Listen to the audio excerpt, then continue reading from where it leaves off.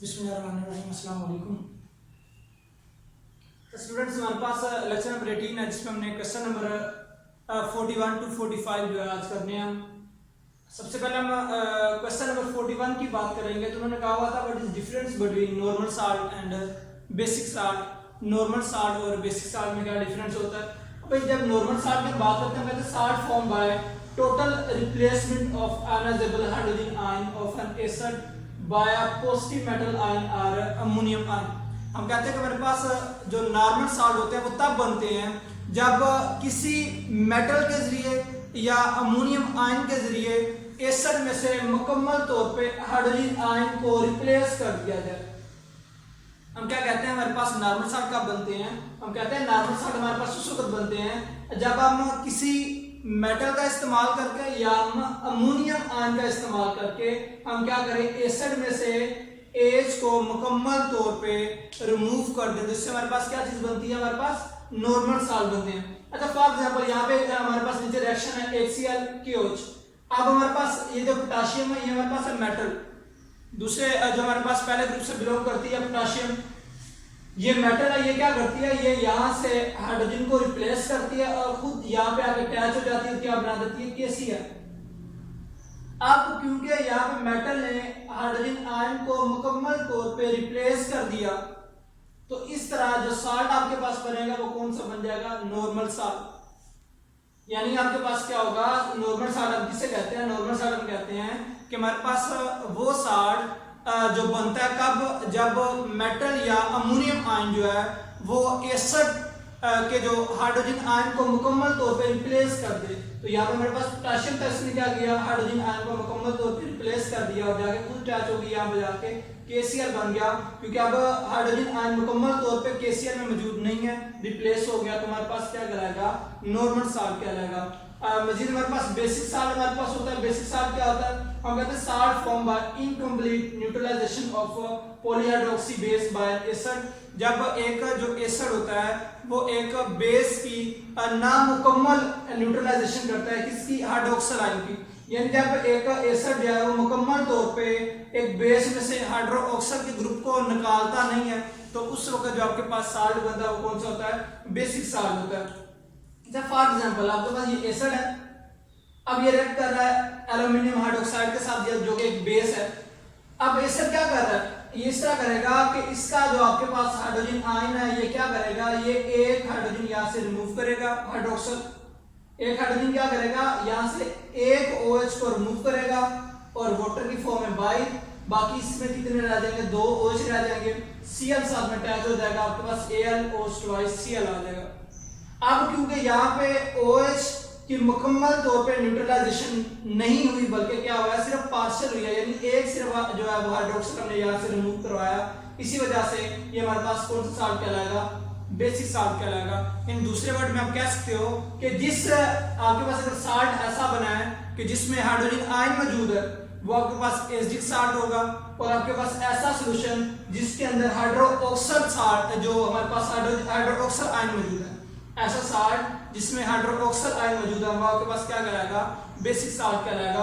तो basic salt कैसे बनते हैं, बेसिक साल्ट बनते हैं जब एसिड जो है वो हाइड्रोक्सिल की नामुकम्मल न्यूट्रलाइजेशन करता है, तो उस वक्त क्या आपके पास बन जाता है, बेसिक साल्ट बन जाता है। तो ये आपके पास क्या है, ये आपके पास बेसिक साल्ट है। ये आपके पास क्या था, ये आपके पास नॉर्मल साल्ट। अब उन्होंने कहा कि हमारे पास sodium sulphate is a neutral salt while sodium bisulphate यानी NaHSO4 is a basic salt. Reason, बल्कि ये बेसिक साल्ट नहीं है, ये एसिडिक साल्ट है। ये क्वेश्चन में भी गलती होगी या लिखने में गलती होगी, ये आपके पास एसिडिक साल्ट आएगा। अच्छा, वो कहते हैं कि आपके पास Na2SO4 जो है sodium sulphate is a neutral salt while sodium bisulphate यानी NaHSO4 is a acidic salt. While अब पहली बात, Na2SO4 में आपको किसी जगह पे भी हाइड्रोजन आयन या हाइड्रोक्सिल आयन नजर नहीं आ रहा होगा।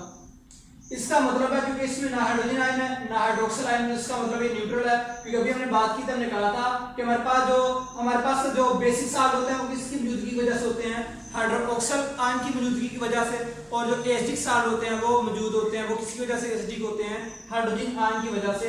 अब यहाँ पे ना हाइड्रोजन आयन है ना हमारे पास इस कंपाउंड में हाइड्रोक्सल आयन है, तो इसका मतलब है ये जो हमारे पास साल्ट बना हुआ है ये मुकम्मल तौर पे हाइड्रोजन आयन की न्यूट्रलाइजेशन से बना हुआ है।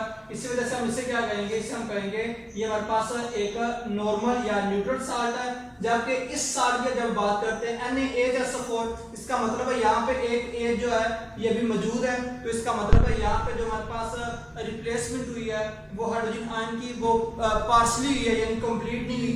यहाँ पे हाइड्रोजन आयन मौजूद है, इसी वजह से हम इसे क्या कहेंगे, ये हमारे पास एसिडिक साल्ट है। तो ये हमारे पास क्वेश्चन नंबर 42 था।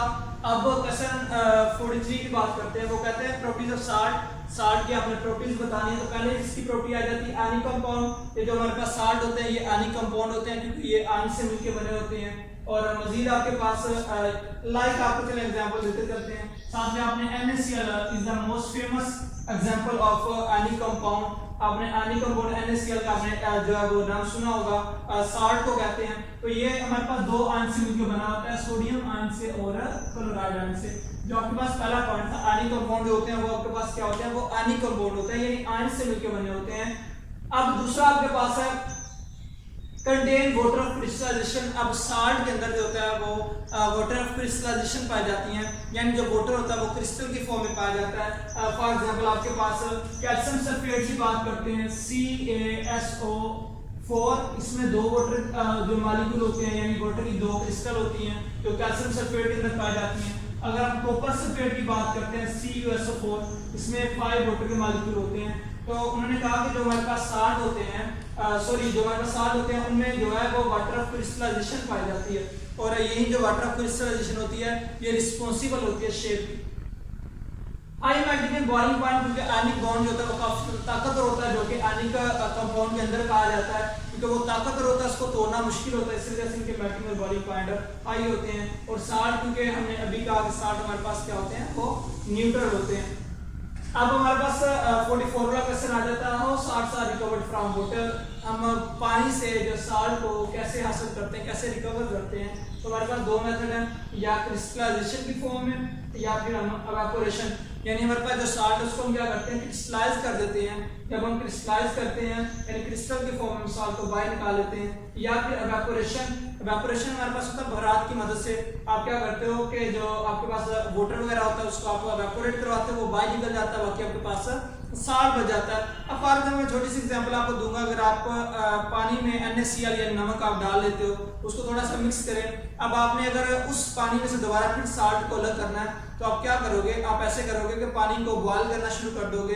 पानी जब वेपोरेट होना शुरू हो जाएगा, वेपोरेट करते रहे, एक वक्त वो आएगा जब पानी जब वेपोरेट हो जाएगा, बाकी आपके पास NaCl जो है वो बाकी रह जाएगा। तो ये हमारे पास इवेपोरेशन की मदद से भी हम क्या कर सकते हैं, हम अलग कर सकते हैं साल्ट को पानी से। और insoluble salt are prepared, very very important short question है ये वाला, बहुत ज्यादा इंपॉर्टेंट है और बोर्ड में कई दफा आया हुआ है कि इनसॉल्युबल साल्ट को हम कैसे प्रिपेयर करते हैं। तो जब हमने साल्ट पढ़ा था, आपको याद होगा लॉन्ग क्वेश्चन हमने पढ़ा था, हमने कहा there are 5 method to prepare salt. हमने कहा था 5 मेथड हमारे पास होते हैं साल्ट को प्रिपेयर करने के। 4 और 1 इनमें से जो 4 हमने कहा था कि हमारे पास ऐसे होते हैं जिनके जरिए हम सॉल्युबल साल्ट को प्रिपेयर करते हैं, and 1 in which we can prepare insoluble salt। हमने कहा था हमारे पास लास्ट वाला मेथड ऐसा होता है जिसमें हम क्या करते हैं, insoluble salt को प्रिपेयर करते हैं। यहाँ पे हमारे पास सिल्वर नाइट्रेट है, साथ में हमारे पास NaCl है, ये दोनों हमारे पास सॉल्युबल होते हैं सोल्यूशन। जब इनको हम आपस में इसका रिएक्शन करवाते हैं तो हमारे पास क्या बन जाता है AgCl। ये Ag जो है वो Cl के साथ रिएक्ट करता है AgCl, क्योंकि दोनों की वैलेंसी 1 होती है, इसकी वैलेंसी 1 होती है, इसकी भी जो है वो 1 होती है वैलेंसी, ये दोनों मिल जाते हैं। बाकी आपके पास Na और NO3 बाकी रह जाता है, वो आपस में आके मिल जाते हैं, क्या बना देते हैं, सोडियम नाइट्राइट बना देते हैं। तो ये इस तरह आप क्या करते हो, इनसॉल्युबल साल्ट जो है उनको प्रिपेयर कर लेते हो। तो ये हमारे पास आज का लेक्चर था, लेक्चर नंबर 18, जिसमें हमने 41 to 45 जो वो शॉर्ट क्वेश्चन पढ़े। इंशाल्लाह नेक्स्ट लेक्चर में मिलते हैं। अल्लाह हाफिज़।